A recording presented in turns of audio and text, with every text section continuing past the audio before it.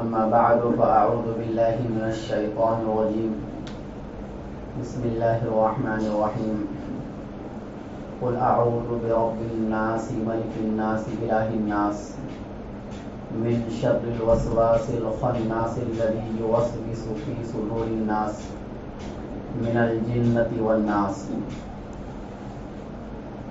سورہ ناس کی تفسیر چل رہی ہے اور یہ تیسرا ہفتہ ہے۔ اس سے پہلے یہ بتایا کہ اللہ تعالیٰ یہ فرماتے ہیں اس سورت کے اندر اپنے نبی سے کہ اے نبی آپ کہہ دیجئے میں پناہ مانگتا ہوں لوگوں کے رب کی، لوگوں کے بادشاہ کی اور لوگوں کے معبود کی پناہ مانگتا ہوں۔ کس چیز سے پناہ مانگتا ہوں؟ وہ گناہ کیا ہے جس سے پناہ مانگنے کے لیے اللہ تعالیٰ نے اپنی تین بڑی بڑی صفتوں کا ذکر کیا۔ وہ گناہ ہے من شر الوسواس الخناس، اس شیطان کے شر سے جو وسوسہ ڈال کر پیچھے ہٹ جاتا ہے۔ من شر الوسواس، وسواس سے مراد شیطان ہے، یعنی وسوسہ ڈالنے والا، گناہوں کا وسوسہ ڈالنے والا، گناہوں کی طرف آپ کو پھیرنے والا، گناہوں کو مزین کر کے اور اچھا بنا کر آپ کے سامنے پیش کرنے والا جو شیطان ہے، اس کے شر سے میں پناہ مانگتا ہوں۔ یعنی آپ اس صورت کے اندر یہ کہنا چاہ رہے ہیں کہ اے اللہ جس کے شر سے بچنا بہت مشکل ہے، آپ مجھے بچا لیجئے۔ آپ کے علاوہ کوئی شیطان کے شر سے بچا نہیں سکتا ہے۔ یہی وجہ ہے کہ جب شیطان کسی کے دل میں وسوسہ ڈالتا ہے گناہوں کا تو عام طور سے لوگ گناہوں میں مبتلا ہو جاتے ہیں۔ بہت کم لوگ ایسے ہوتے ہیں کہ جو گناہوں سے بچ جاتے ہیں۔ اسی بنیاد پر جب ابلیس کو اللہ تعالیٰ نے سجدہ نہ کرنے کے نتیجے میں اپنے دربار سے بھگایا تھا تو اس موقع پر ابلیس نے یہی کہا تھا کہ اے اللہ میں آپ کے سب بندوں کو گمراہ کروں گا، وَلَأُغْوِيَنَّهُمْ أَجْمَعِينَ إِلَّا عِبَادَكَ مِنْهُمُ الْمُخْلَصِينَ۔ ہاں مگر آپ کے کچھ منتخب بندے، کچھ چنے ہوئے بندے جو خالص آپ کی عبادت کرتے ہیں، ایسے لوگ تو میرے وسوسے سے بچ جائیں گے، لیکن زیادہ تر وہ لوگ ہوں گے جو میرے وسوسے میں آ جائیں گے، جہاں میں لے کے جاؤں گا ان کو وہاں وہ چلے جائیں گے۔ یہ شیطان نے اللہ کے سامنے کہا تھا، تو اللہ نے اس موقع پر کہا تھا ان عبادی لیس لک علیہم سلطان۔ اے ابلیس ایک بات یاد رکھنا، جو میرے بندے ہوں گے اس پر تیرا زور نہیں چلے گا۔ اگر وہ گناہوں کا وسوسہ اس کے دل میں آیا اور وہ میری پناہ لے لیے، جیسے کہ سورہ ناس وہ پڑھ لیے، گناہوں سے بچنے کے اسباب کو انہوں نے اختیار کر لیا، تو میں اپنے ان بندوں کو گناہوں سے بچا لوں گا۔ تیرے مکر سے اور تیری تدبیر سے میں اس بندے کو بچا لوں گا۔ تو پتہ یہ چلا کہ شیطان کا جو شر ہے اور شیطان جو گناہوں کا وسوسہ ڈالتا ہے انسان کے دلوں کے اندر، اگر اللہ اس کو نہ بچانا چاہے اور آپ خود اس سے بچنا نہ چاہے تو آپ شیطان کے وسوسے سے نہیں بچ سکتے۔ اس لیے آگے کیا فرمایا؟ الخناس۔ الخناس کا مطلب یہ ہوتا ہے کہ شیطان وسوسہ تو ڈالتا ہے گناہوں کا، لیکن وسوسہ ڈال کر پیچھے ہٹ جاتا ہے۔ پیچھے ہٹ جانے کا دو مطلب ہے۔ ایک مطلب تو یہ ہے کہ شیطان آپ کو گناہوں کا راستہ دکھلا دیتا ہے، گناہوں کو اچھا بنا کر آپ کے سامنے پیش کر دیتا ہے، لیکن اس گناہ کی ذمہ داری نہیں لیتا ہے وہ۔ چنانچہ قیامت کے دن جب بندہ اللہ کے سامنے کہے گا کہ اے اللہ میرا اس میں کیا قصور تھا، شیطان نے مجھے بہکایا، شیطان نے مجھ سے گناہ کرا دیا تو مجھ سے گناہ ہو گیا، اس میں میرا کیا قصور ہے؟ تو اس موقع پر شیطان کہے گا، جس کا ذکر اللہ نے خود قرآن کریم میں کیا ہے کہ وَقَالَ الشَّيْطَانُ لَمَّا قُضِيَ الْأَمْرُ، شیطان کہے گا جب لوگوں کے درمیان فیصلہ ہو چکا ہوگا، کچھ لوگ جنت میں جا چکے ہوں گے اور کچھ لوگ جہنم میں جا چکے ہوں گے، تو جہنمیوں کے سامنے بیٹھ کر شیطان کہے گا، کیا کہے گا؟ ان اللہ وعدکم وعد الحق ووعدتکم فاخلفتکم، کہ یقیناً اللہ نے جو تم سے دنیا میں وعدہ کیا تھا کہ اچھے اعمال کے بدلے میں جنت دوں گا، اللہ کا وعدہ سچ تھا۔ ووعدتکم فاخلفتکم، اور میں نے جو تم سے وعدہ کیا تھا تو آج میں اپنے وعدے کی خلاف ورزی کرتا ہوں۔ یہ بات شیطان اور ابلیس کہے گا، جو مناظرہ اللہ نے خود قرآن پاک میں ذکر کیا ہے۔ شیطان دنیا میں آپ سے کیا وعدہ کرتا ہے؟ قرآن میں ایک جگہ پر آتا ہے کہ الشیطان یعدکم الفقر ویأمرکم بالفحشاء، کہ شیطان آپ سے وعدہ کرتا ہے فقر کا، یعنی آپ اگر غریبوں کو پیسہ دو گے تو محتاج ہو جاؤ گے، لہذا مت دو۔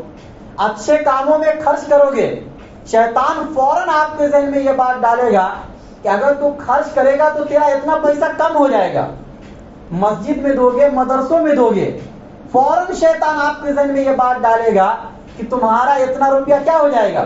کم ہو جائے گا۔ وَيَأْمُرُكُمْ بِالْفَحْشَاءِ، اور شیطان تم کو حکم دیتا بے حیائی کا۔ مطلب یہ ہوا کہ غلط کاموں میں آپ کتنا بھی پیسہ خرچ کرو گے، شیطان آپ کے ذہن میں یہ بات نہیں ڈالے گا کہ آپ کا اتنا پیسہ کم ہو جائے گا۔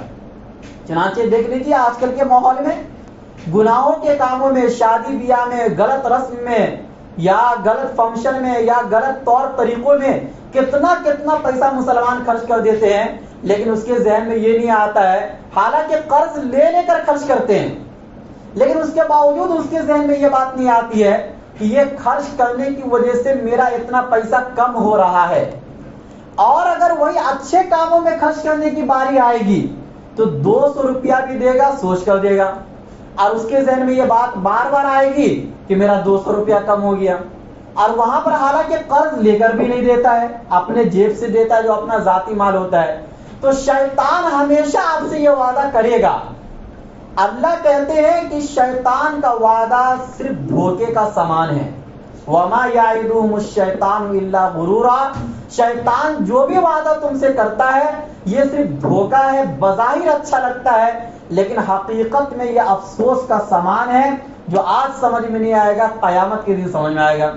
قرآن میں دوسری جگہ پر اللہ فرماتے ہیں یعدہم ویمنیہم، شیطان انسانوں سے وعدہ کرتا ہے اور ان کو تمنائیں دلاتا ہے، آرزویں دلاتا ہے، چنانچہ انسان کی پوری زندگی صرف تمنا میں گزر جاتی ہے۔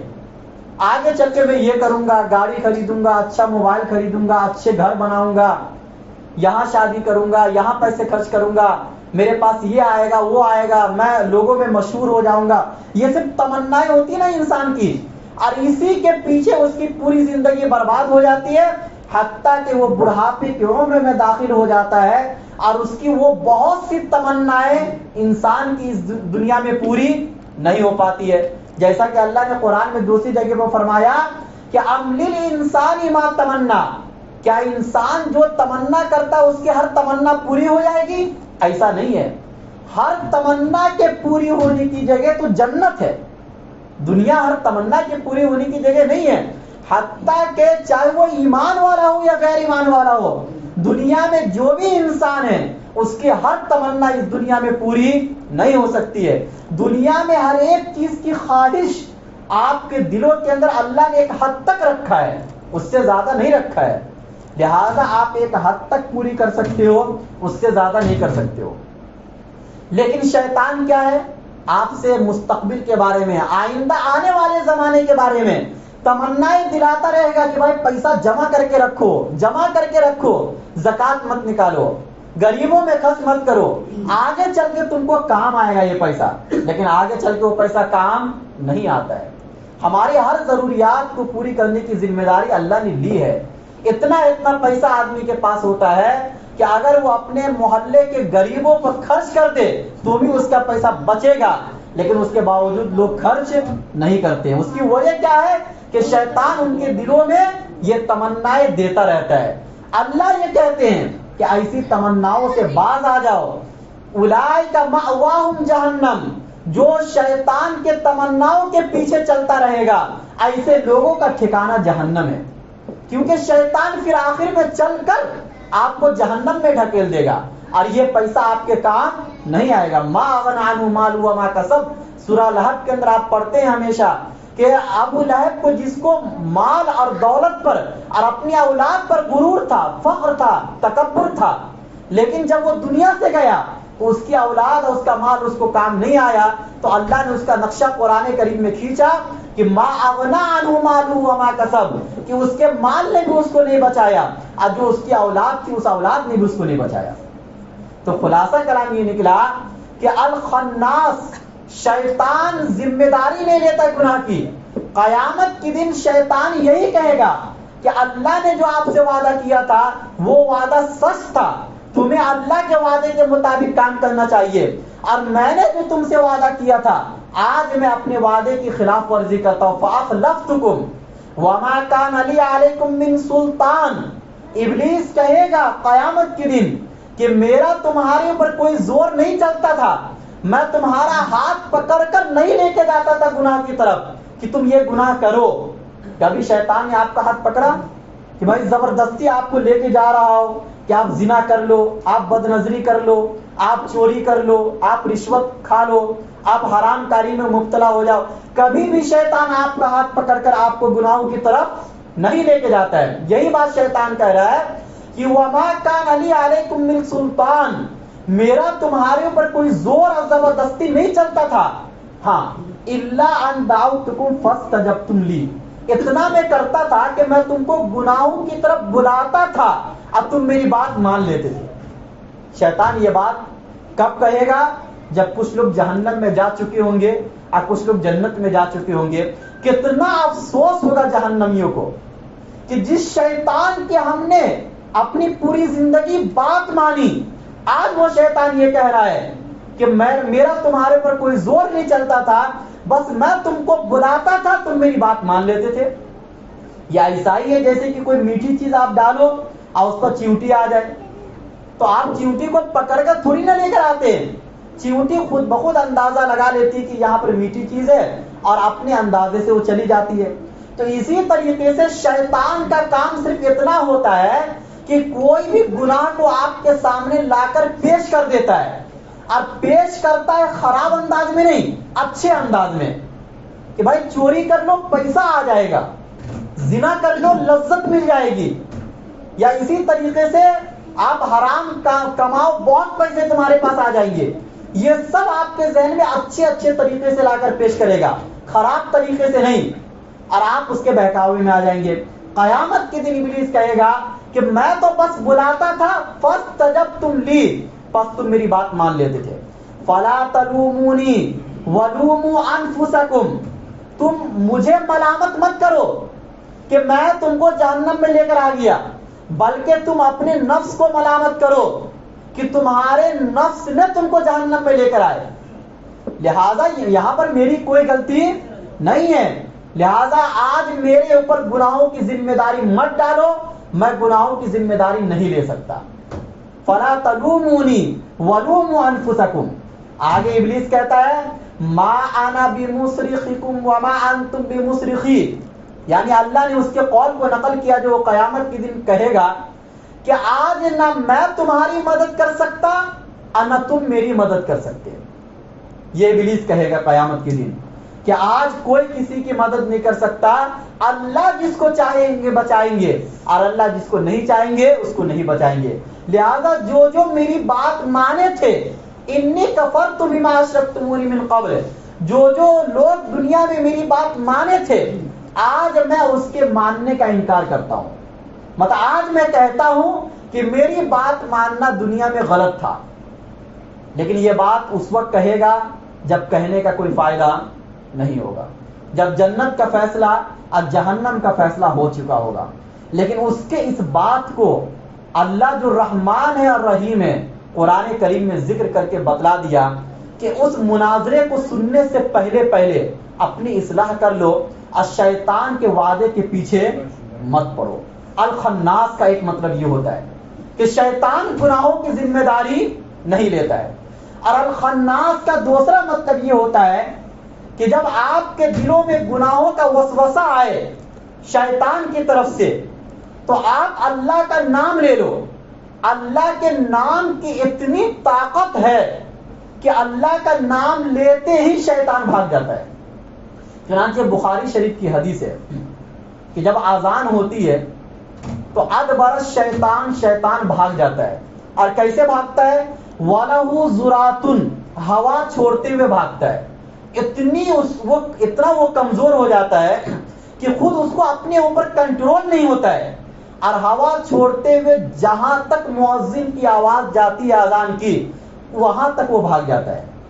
پھر دوبارہ آ جاتا ہے، پھر جیسے اقامت کہی جاتی ہے ویسے پھر بھاگ جاتا ہے. ابھی جب اقامت ختم ہو جاتی ہے پھر جیسے ہم اللہ اکبر کہتے ہیں پھر شیطان آ جاتا ہے. یہ پورا نقشہ اللہ کے نبی صلی اللہ علیہ وسلم نے بخاری کی حدیث میں کھینچا. اور جب شیطان آ جاتا ہے تو اس کے بعد آپ کے دل میں وہ باتیں ڈالے گا جو اس سے پہلے آپ کو یاد نہیں تھی. اذکر کذا اذکر کذا، شیطان کہے گا یہ بات بھی یاد کر، یہ بات بھی یاد کر، یہ بات بھی یاد کر. چنانچہ جیسے ہم اللہ اکبر بولتے ہیں، آج کل ہماری نمازوں کا یہی حال ہے کہ سارے نیٹ ورک کیا ہو جاتے ہیں؟ غائب ہو جاتے ہیں.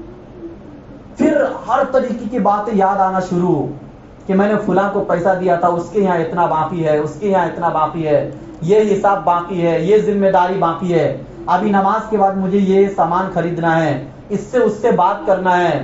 پھر فوراً جیسے مسجد سے باہر نکلے ویسے موبائل ہم نے دیکھا کس کا میسج آیا ہے، کس کا مس کال آیا ہے. یہ پورے نماز میں یہی سب چلتے رہتا ہے. اللہ کے نبی صلی اللہ علیہ وسلم نے فرمایا کہ کس کی طرف سے ہوتا ہے؟ شیطان کی طرف سے ہوتا ہے. پورے نماز میں یہی کام کرے گا. تو کیا کہا کہ آپ اپنی نماز میں اللہ کا ذکر کرو اور یاد دہانی کے ساتھ کرو، شیطان آپ کے دل میں وسوسہ نہیں ڈالے گا. یہ اللہ کے نبی نے فرمایا. ایک حدیث میں فرمایا کہ الشیطان جاثم علی قلب ابن آدم، کہ شیطان انسان کے دلوں پر بیٹھا رہتا ہے. فَإِذَا ذَكَرَ اللَّهَ، جب وہ اللہ کا نام لیتا ہے تو وہ بھاگ جاتا ہے. خانسا وَإِذَا غَفَلَ وَسْوَسَ، اور جب وہ اللہ کا نام لینے سے غافل ہو جاتا ہے تو پھر شیطان موقع پا کر وسوسہ ڈالنے لگتا ہے. اس کا یہ مطلب ہے. اور جب آپ اللہ کا نام لے لیں گے اور آپ گناہوں سے بچنے کے اسباب اختیار کر لیں گے، دو کام کرنا پڑے گا. دیکھو، گناہوں سے اگر آپ کو بچنا ہے تو سب سے آسان طریقہ نمبر 1 گناہوں سے بچنے کے اسباب آپ کو اختیار کرنا پڑے گا. اور نمبر 2 اللہ کی پناہ مانگ لو، یعنی سورہ ناس پڑھ لو. دیکھو، یوسف علیہ السلام کو زلیخا نے جب اپنی طرف بلایا اور گھر کے چاروں طرف کے دروازے بند تھے، قرآن نے وہ نقشہ کھینچا ہے، تو یوسف علیہ السلام نے سب سے پہلے تو کیا کہا؟ معاذ اللہ، میں اللہ کی پناہ مانگتا ہوں ایسے گناہوں سے. سب سے پہلے کام یہ کیا. اب دوسرے نمبر پر دروازے اگرچہ بند تھے لیکن دروازوں کی طرف بھاگنا شروع کیا یوسف علیہ السلام نے. اپنی طاقت و قدرت میں جتنا تھا اتنا انہوں نے کر دیا. جیسے کہ بعض بزرگوں کا یہ واقعہ نقل کیا جاتا ہے کہ جب ان کو جیل میں ڈالا گیا تو اور نماز تو پڑھ لیتے تھے لیکن بہرحال جمعہ کی نماز کی ایک الگ شان ہوتی ہے. تو جمعہ کی نماز کے لیے وہ جیل کے دروازے تک آتے تھے پھر واپس چلے جاتے تھے اور اللہ سے کہتے تھے، یا اللہ میری طاقت میں بس اتنا تھا کہ میں جیل کے دروازے تک آؤں، اس کے آگے میں نہیں جا سکتا، لہذا اگر میرا یہ قصور ہے، میں نہیں کر سکتا، جمعہ کی نماز نہیں پڑھ سکتا جماعت کے ساتھ، آپ مجھے معاف کر دیجئے. تو ہر گناہ کے پیچھے 2 کام آپ کو کرنا ہے. اگر آپ کو زنا سے بچنا ہے تو اللہ نے کہا کہ زنا کے اسباب سے بھی بچو، لڑکیوں سے بات بھی نہ کرو، لڑکیوں کی طرف دیکھو بھی نہ، چونکہ یہ سب کام وہ ہیں جو آپ کو انتہا تک پہنچائیں گے.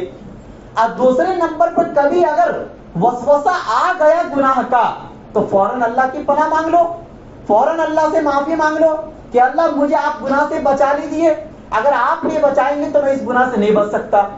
ایک بات یاد رکھو کہ متقی یا تقوی کس کو کہتے ہیں قرآن کی نظر میں، کیونکہ جنت کا وعدہ متقی سے ہے۔ آپ جب قرآن کی آیتوں کو کھولیں گے تو ہر آیت میں جہاں بھی جنت کا ذکر ہے وہاں پر یہی ہے کہ ہم نے متقیوں سے جنت کا وعدہ کیا۔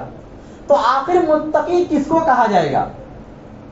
کیا وہ آدمی جو کبھی گناہ ہی نہ کرتا وہ متقی ہے، یا جس سے گناہ ہو جاتا پھر وہ توبہ کر لیتا ہے، کیا یہ بھی متقی ہے؟ تو ایک بات آپ یاد رکھیے کہ جس سے کبھی بھی گناہ نہ ہو وہ یا تو فرشتہ ہے یا انبیاء ہے۔ فرشتے تو بہرحال معصوم ہیں، اس کے بارے میں خود قرآن کریم نے ذکر کیا کہ وہ کبھی بھی اللہ کی نافرمانی نہیں کرتے ہیں۔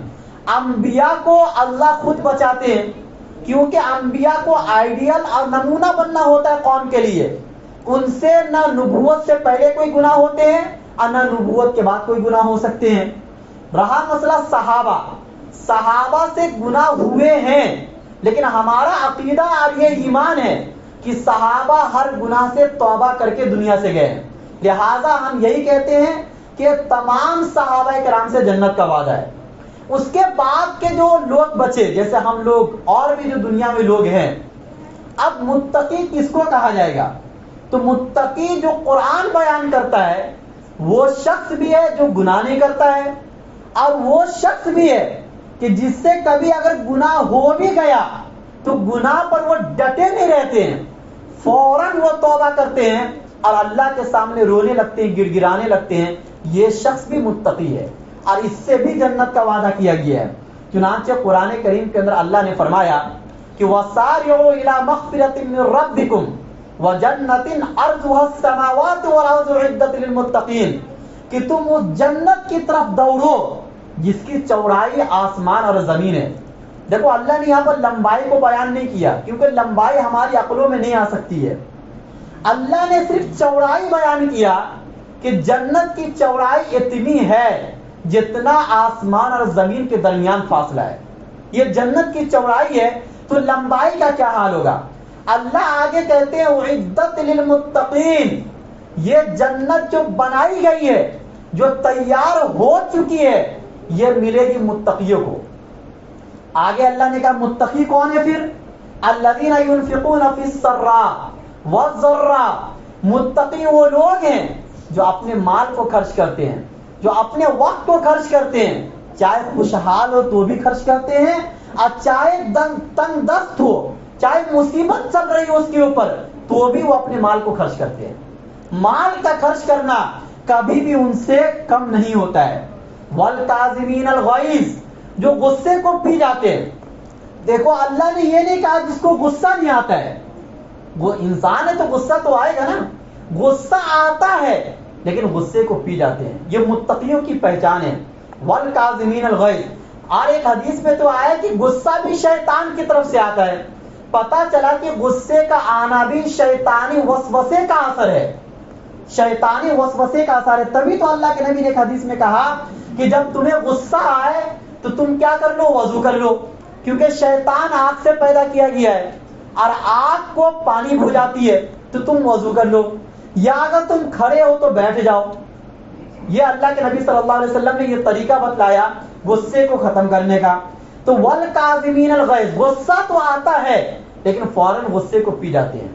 والعافین عن الناس، وہ ان سے کبھی غلطی ہو جاتی ہے یا ان کے سامنے کوئی آدمی غلطی کرتا ہے تو کبھی ایسا تو ہوتا ہے کہ بدلہ لے لیتے ہیں جب بدلہ لینا مناسب ہوتا ہے، لیکن عام طور سے ایسا ہوتا ہے کہ وہ لوگوں سے درگزر کر دیتے ہیں، معاف کر دیتے ہیں۔ معاف کرنا سیکھو۔ آج اگر تم دنیا میں لوگوں کو معاف کرو گے تو قیامت کے دن اللہ بھی آپ کو معاف کرے گا، اس لیے معاف کرنا سیکھو۔ اللہ کے نبی کی پوری زندگی معاف کرنے میں گزری ہے۔ اب اس کے بعد اللہ تعالی نے فرمایا کہ والذین اذا فعلوا فاحشة او ظلموا انفسهم، کہ وہ لوگ جو بے حیائی کا کام کر لیتے ہیں۔ لفظ فاحشہ قرآن کی زبان میں بہت بڑے گناہ کو کہا جاتا ہے، کہ اگر ان سے بہت بڑا گناہ ہو جاتا ہے یا اپنے جانوں پر کسی بھی گناہ کے ذریعے سے وہ ظلم کر لیتے ہیں تو اس گناہ پر وہ جمے نہیں رہتے ہیں۔ اللہ نے کہا فذکروا اللہ، فوراً وہ اللہ کو یاد کرتے ہیں۔ واستغفروا لذنوبہم، اب فوراً اپنے رب سے استغفار کرتے ہیں، اے اللہ مجھ سے یہ گناہ ہو گیا ہے، آپ مجھے معاف کر دیجیے۔ یہ متقی کی پہچان ہے۔ وَلَمْ يُصِرُّوا عَلَى مَا فَعَلُوا، اور وہ ان گناہوں پر اصرار نہیں کرتے ہیں، بار بار گناہ نہیں کرتے ہیں۔ ایک گناہ آپ سے ہو گیا، آپ نے توبہ کر لیا، آئندہ نہ کرنے کا پختہ عزم اور ارادہ آپ نے کر لیا کہ آئندہ میں یہ گناہ نہیں کروں گا، پھر اگر ہو جاتا ہے پھر آپ توبہ کر لیجئے، لیکن آپ اپنے ارادے سے گناہ نہ کیجئے۔ تو ایسا آدمی بھی متقی ہے، اور ایسے آدمی کو بھی مایوس ہونے کی ضرورت نہیں ہے۔ اسی بنیاد پر وہ بندہ جو آپ کے سامنے نیک اور متقی اور پرہیزگار ہے، جس کی زندگی بہت اچھی ہے، جس کے اخلاق بہت اچھے ہیں، کبھی اگر اس سے کوئی گناہ ہو جائے یا کبھی کوئی غلطی ہو جائے تو آپ اس سے بدظن نہ ہوئیے۔ کسی بھی گناہ کرنے والے سے فوراً بدظن ہونا یہ ایمان والوں کی پہچان نہیں ہے۔ کیا معلوم اس سے وہ گناہ ہوا، فوراً اس نے توبہ کر لیا ہو۔ اب توبہ کرنے والا بندہ گناہوں سے ایسا ہو جاتا ہے جیسے کہ اس نے گناہ کیا ہی نہیں، چونکہ اللہ نے خود قرآن کریم میں کہا کہ اگر تم مجھ سے استغفار کرو گے اپنے گناہوں کی تو میں تمہارے گناہوں کو معاف کرنے والا ہوں۔ اب معاف کرنے کا مطلب گناہوں کو اللہ مٹا دیتے ہیں، گناہوں کو باقی نہیں رکھتے ہیں۔ قیامت کے دن آپ کے نامہ اعمال میں اس گناہ کا ذکر تک بھی نہیں ہوگا۔ یہ ہوتا ہے گناہوں سے توبہ کا مطلب۔ تو اسی لیے اگر کوئی متقی بندے سے یا اچھے بندے سے کوئی گناہ کبھی ہو جائے تو ایسے گنہگار بندے سے کبھی بھی بدظن نہ ہوا کرو، بلکہ یہ سوچا کرو اپنے دل کے اندر، اور یہ اچھا گمان لایا کرو اپنے دلوں کے اندر کہ ہو سکتا ہے اس بندے نے اپنے اس گناہ سے توبہ کر لیا ہو۔ اور اللہ کے نبی نے ایک حدیث میں فرمایا کہ حسن الظن من العبادہ، اچھا گمان رکھنا یہ بھی عبادت میں سے ہے۔ آج کل ہم لوگ بدظن بہت ہوتے ہیں۔ اللہ نے قرآن میں کہا یا ایھا الذین آمنوا اجتنبوا کثیرا من الظن ان بعض الظن اسم ولا تجسسوا، کہ اے ایمان والو تم بہت گمان سے بچو، کسی کے بارے میں بھی برا بھلا گمان سے تم بچو، کیونکہ بہت سے گمان ایسے ہیں جو آپ کو گناہوں کی طرف لے کے جاتے ہیں۔ آپ پھر اس انسان سے بدظن ہو جاتے ہیں، آپ کا بھروسہ اور آپ کا اعتماد ٹوٹ جاتا ہے۔ بلکہ بہت سی مرتبہ تو ایسا ہوتا ہے کہ آپ کے غلط گمان کی وجہ سے آپ غلط فیصلہ کر بیٹھتے ہیں، اور اس فیصلے کی بنیاد پر آپ کو پچھتاوا بعد میں ہوتا ہے۔ اس لیے کبھی بھی کسی سے بدظن ہونے کی ضرورت نہیں ہے۔ اللہ تعالیٰ نے جو طریقہ بتلایا کہ من شر الوسواس الخناس، کہ وہ شیطان کے شر سے میں آپ کی پناہ میں آتا ہوں جو وسوسہ ڈال کر پیچھے ہٹ جاتا ہے۔ تو اگر آپ کو گناہوں سے بچنا ہے تو اللہ نے الخناس کے اندر یہی بتلایا ہے کہ آپ یا تو نمبر 1 کام یہ کرنا ہے کہ آپ کو اسباب اختیار کرنا ہے گناہوں سے بچنے کے، اور اس کے بعد نمبر 2 کام یہ کرنا ہے کہ آپ اللہ کا ذکر کرو، آپ اللہ کا نام لے لو، شیطان آپ کے پاس بھی نہیں آئے گا۔ ان کید الشیطان کان ضعیفا، کیونکہ اللہ نے قرآن کریم میں کہا کہ شیطان کا مکر اور شیطان کی چال اور شیطان کی تدبیریں اللہ کے نام کے سامنے اور اللہ کے ذکر کے سامنے بہت کمزور ہے، جس کی کوئی حیثیت اور جس کی کوئی اہمیت نہیں ہے۔ اللہ ہم سب کو کہنے سننے سے زیادہ عمل کرنے کی توفیق نصیب